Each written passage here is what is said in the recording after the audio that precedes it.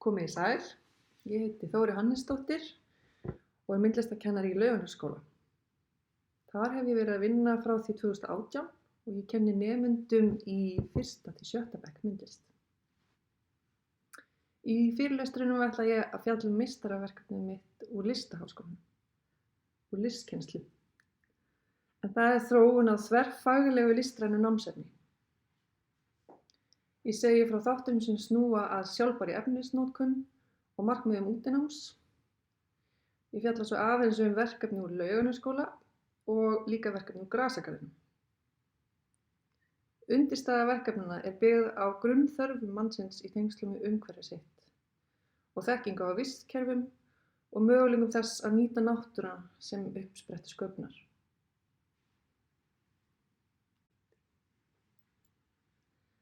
Þræðir er yfirheitið á lokaverkefninu mínu. Það vísar til þeirra þráða sem tengja saman ólíkar námsgreinar grunnskólans. Þræðir vísa einnig í handverk og listir og menningararfinn sem er samtvinnaður tilvist okkar. Höndin er sem leiðarvísi fyrir mig í starfi. Ég hef þessa 5 þætti í huga þegar ég er að undirbúa kennsluefni.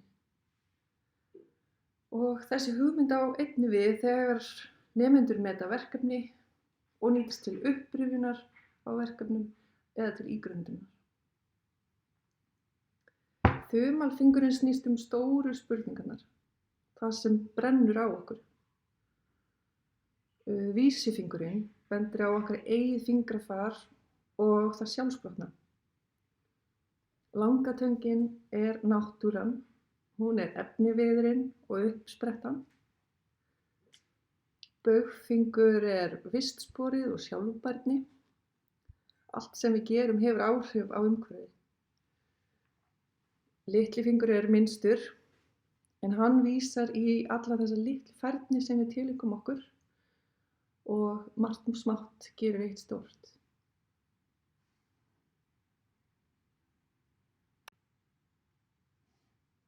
Þar af leiðandi getum við með 5 fingrum annarrar handar gripið utan kjarnann í viðfangsefninu. Í Laugarnesskóla er unnið að því að innleiða leiðsagnarnám og þar er einmitt þumalputtareglan að spyrja okkur alltaf í upphafi af hverju erum við að kenna eitthvað? Eða af hverju erum við að kenna þetta? Sú nálgun og leitin við því að svara því birtist í skýrari námsmarkmiðum og snýst að allt lærdómsferlið er merkingarbært.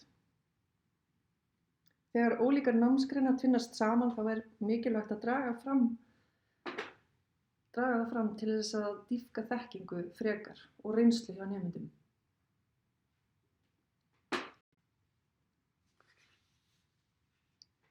Í vor tóku nemendur í 3., 4. og 5. bekk þátt í barnamenningarhátíð. Þar var verkefni á vegum Lán sem lauk með frábærri sýningu á Kjarvalsstöðum. Sýningarheitið Bráðnun jökla og lífbreytileiki er okkur afar hugleikið, en það sést meðal annars í vinnu nemenda í 3. bekk, þar sem þau eru að fræðast nytsemi skordýra.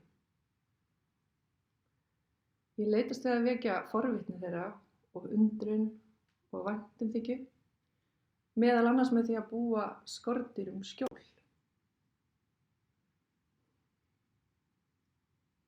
Híbýli fyrir pöddur eru fyrirbæri sem má finna víða í görðum. Þau gegna því hlutverki að vernda skordýrin sem hjálpa til við að viðhalda heilbrigðum garði, að frjóvga plöntur og veiða skaðvalda.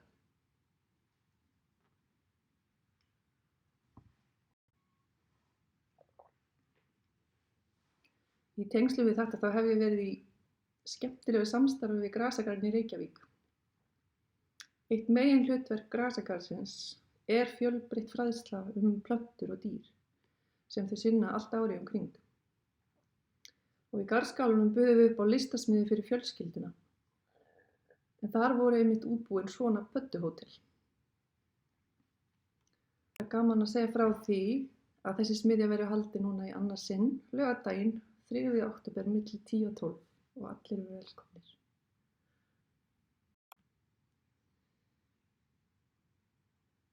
Við settum þessa smiðju upp á listasafni Árnesinga. Þá var sýningin Heimurinn í gangi og þar var eitt verk á sýningunni eftir hann Gústaf Geir Bollason sem hét einmitt Skordýrahótel. Þar gátu þátttakendur fengið innblástur í sín smáhýsi og varð til þetta fallega samtal. Þeir voru engu síðri þegar þeim var stillt upp til sýnis.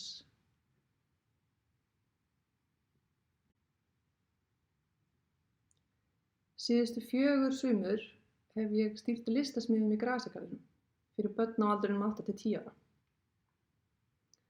Þar er náttúran stúdíóið okkar og hún er líka kennarinn okkar. Það er oft sól en líka oft rigning og alveg sama hvernig viðrar þá njóta börnin sín best í skjóli undir trjánum. Og þar eru það að tálga eða leysa alls konar verkefni og gera tilraunir. Það er munur á því að biðja barn að teikna tré sem það dregur fram úr huga sínum eða teikna tré sem það getur snert og getur horft á, teygja sig hátt upp til himins eða svigna ofurhægt með vindinum.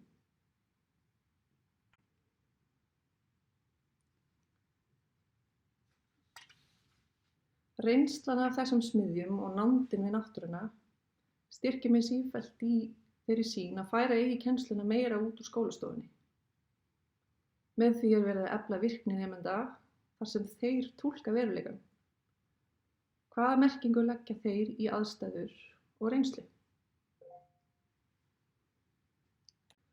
Við sem kennarar reynum að grípa þessa reynslu og þróa áfram viðfangsefni námsins og þróa áfram kennsluhætti með þessum áherslum. Hvers vegna er þetta mikilvægt og hvernig ætla ég að meta hæfnina sem verður til?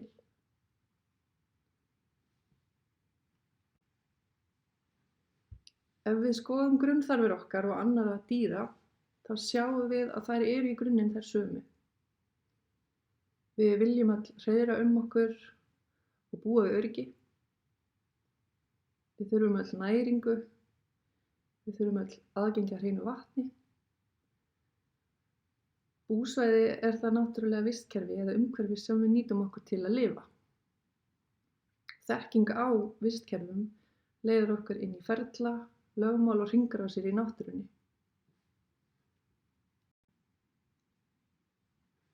Hjá mér var kennaranemi, hún Íris Klein, en hún vildi vinna með alls konar veðurfar. Og nemendur fengu að hlusta á upptökur af regni og roki og manneskju að ganga í djúpum snjó eða á ís. Nemendur áttu síðan að túlka veður í myndverk og gera tilraunir með alls konar aðferðir. Og svo fylltum við bala af snjó og tókum inn í skólastofuna. Snjórinn fekk í sig alls konar lit. Svo var honum dreift á pappír. Eftir það var hann bara látin vera. Ég þurfti að þurrka upp nokkra polla á gólfinu, en annars nutum við þess bara að fylgjast með klakanum bráðna og smám saman hverfa eða gufa upp. Þetta er eðli vatns og við getum talað um hringrás vatns og áhrif þess á umhverfið, en eftir situr blekið. Hvernig ræðum við ummerkin eða áhrifin sem við höfum á umhverfið? En kannski enn mikilvægara er hvernig meta nemendur áhrifin.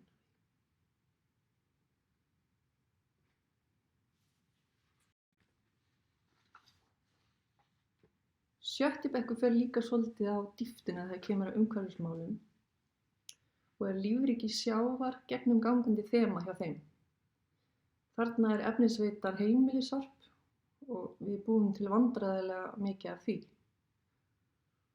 Hver nemandi fær einn þríhyrning sem hann byggir sitt kóralrif ofan á. Síðan er þeim raðað saman. í eins konar samlífi. Kóralrif er fjölbreytt vistkerfi og hver tegund gegnir mikilvægu og sérþarfu hlutverki í byggingu rifsins. Þannig mætti líta á hlutverk okkar. Við eigum þetta verkefni saman að virða og varðveita náttúrulegt umhverfi.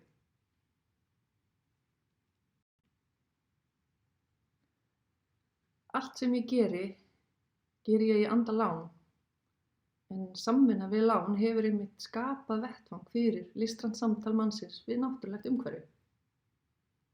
Verkefni í anda Lán gefa nemendum mínum þá reynslu og þekkingu sem þarf til að ég geti betur skilið hvers vegna þetta er mikilvægt og þróað skýrari markmið með þær upplýsingar í huga.